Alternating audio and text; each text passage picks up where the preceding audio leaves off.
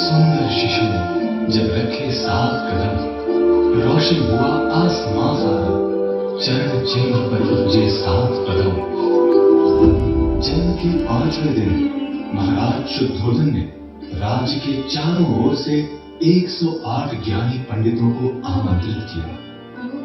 आए हुए विद्वानों ने कहा कि अगर इस बालक ने सांसारिक दुखों को नहीं देखा तो ये परम यशस्वी सम्राट बनेगा, अन्यथा समाज से विरक्त हो संन्यास ग्रहण कर लेगा। 9 वर्ष की आयु में सिद्धार्थ को साधना में लीन देखकर महाराज चिंतित हुए और महल में ही विलासिता के समस्त साधन जुटा दिए। फिर भी सिद्धार्थ का मन विचलित रहा। ये देख उनके पिता ने बाल्यावस्था में ही उनका विवाह अत्यंत रूपवती राजकुमारी यशोधरा से करवा दिया, पर भूमि को कौन टाल सकता था।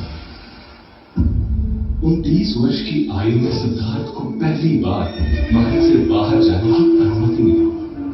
राज्य से थोड़ी दूर जाने पर उनका सामना क्रमशः वृद्ध, बीमार, मृतक और एक भिक्षु से हुआ। ये दृश्य देखकर सिद्धार्थ के मन में अनेकों प्रश्न जागे।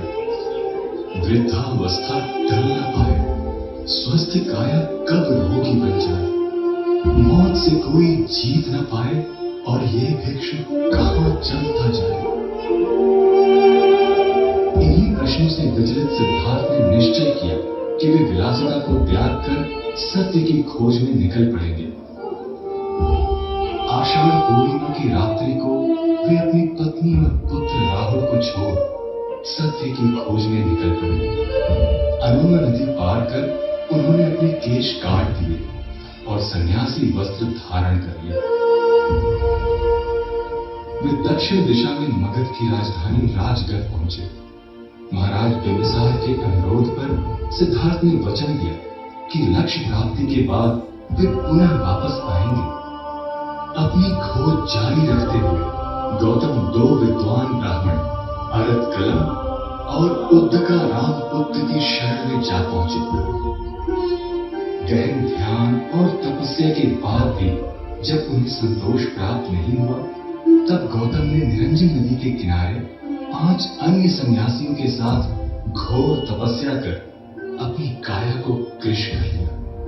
वो 6 वर्ष तक सत्य की खोज में भटकते हुए मृत्यु के बेहद करीब पहुंच गए। तभी उन्हें एहसास हुआ कि इस तरह आत्मदमन कर लक्ष्य की प्राप्ति नहीं होगी। अतः उन्होंने पुनः भोजन ग्रहण करने का निर्णय लिया। इस निर्णय से उनके 5 साथी उन्हें छोड़कर चले गए। एक दिन जब गौतम ध्यान में रत थे, तब सुजाता नामक एक कन्या ने उन्हें खीर अर्पित किया।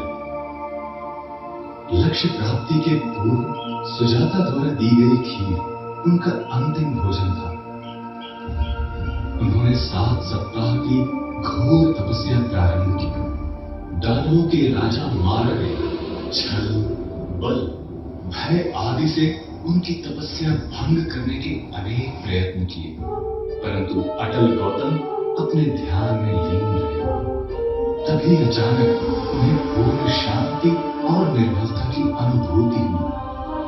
उनके शरीर से अलग अलग रंगों की किरणें प्रस्फुटित होने लगी। अंततः उन्हें बुद्धत्व प्राप्त हुआ और वे गौतम बुद्ध बने। बैठे हैं तथागत तरुवर की छाया में, ध्यान में लीन सत्य की राह में। ज्ञान ज्योत जलाकर हर भय समाप्त किया। एक राजकुमार ने सन्यासी बन बुद्धत्व को प्राप्त किया। गौतम बुद्ध ने ज्ञान और सत्य की शिक्षा देने हेतु भ्रमण प्रारंभ किया।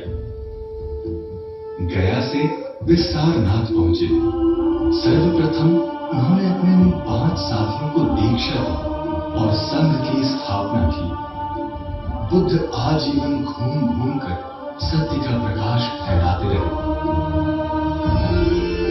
अपनी यात्रा के दौरान जब वे मगध पहुंचे, तब महाराज बिंबिसार ने वेणुवन उन्हें उपहार स्वरूप अर्पित किया। उसके बाद वे कपिलवस्तु पहुंचे, जहां पर उन्होंने अपने पुत्र सहित समस्त परिजनों को बौद्ध धर्म की दीक्षा दी। लगभग 45 वर्ष तक लगातार धर्म प्रचार के पश्चात वे अपने शिष्यों के साथ कुशीनगर पहुंचे। अपने शिष्यों को सदैव सत्य की राह पर चलते रहने का अंतिम उपदेश दे उन्होंने पूर्ण सचेतन अवस्था में अपना शरीर त्याग कर महापरिनिर्वाण को प्राप्त किया। चिर निद्रा की चाह में साल वृक्षों की छांव में अस्त हुआ है जैसे सूरज कुशीनगर के गांव में। त्याग शरीर उसने महापरिनिर्वाण पाया, जिस सन्यासी ने सबको सत्य का मार्ग दिखाया। आज भी विश्व भर में बौद्ध विहारों, मंदिरों और संग्रहालयों में गौतम बुद्ध के पवित्र अवशेष सुरक्षित रखे हुए हैं। बौद्ध धर्म के अनुयायी इन्हें परम श्रद्धा भाव से पूजते हैं। बुद्ध के जीवन से संबंधित दिवसों को बौद्ध समूह पवित्र मानते हैं। बुद्ध पूर्णिमा उनका सबसे प्रमुख त्योहार है। इस दिन को वे बुद्ध जयंती, बौद्धत्व और महापरिनिर्वाण के रूप में मनाते हैं। बौद्ध मंदिरों और मठों में भिक्षुकों को भोजन करवाया जाता है और बौद्ध अनुयायी उनके धर्मोपदेशों को सुनते हैं। बुद्ध के शरीर से प्रस्फुटित 6 रंगों के मेल से बौद्ध धर्म की पताका बनी है। इसका प्रत्येक रंग बुद्ध के श्रेष्ठ गुणों का प्रतीक है। बौद्ध धर्म आज विश्व के प्रमुख और व्यापक धर्मों में से एक है। इसके अनुयायी लंका, बर्मा, चीन, Korea, Japan, Tibet, Nepal, Indonesia, Vietnam आदि देशों में फैले हुए हैं। हर वर्ष इन देशों से बहुत से तीर्थयात्री भारत यात्रा पर आते हैं। भगवान बुद्ध शांति, प्रेम, दया, करुणा और सत्य के प्रतीक हैं। उनका ज्ञान आत्मानुभूति और धर्म पालन के लिए एक शाश्वत मार्गदर्शक है। मानव युगों युगों तक उनके बताए